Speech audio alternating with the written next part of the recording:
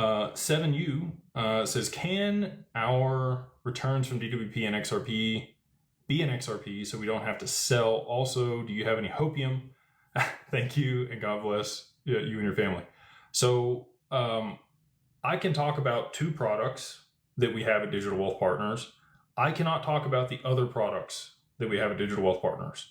I can only talk about the returns on those two products. I cannot talk about the returns on the other products. It's not because I don't want to talk about them. It's because I legally can't talk about them. So the two products that we have that I can talk about are the income fund and the growth fund. These are the original ones. There may have been some other stuff later on, again, but those are the two I can talk about. So one of those produces income on a quarterly basis. We have paid dividends out of that fund to LPs. They get a cash return on a quarterly basis.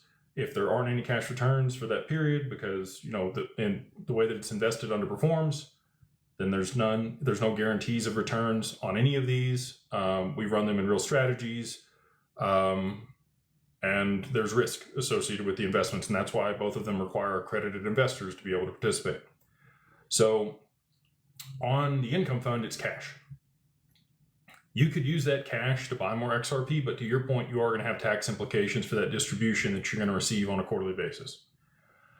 The growth fund, however, continues to compound your XRP while it's in there.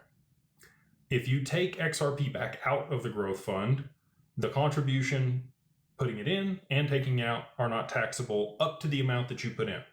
Okay? So let's say you put in 100 XRP.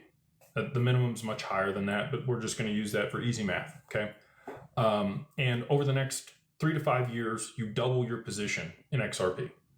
That's not completely unreasonable. It could absolutely happen if the strategies perform well.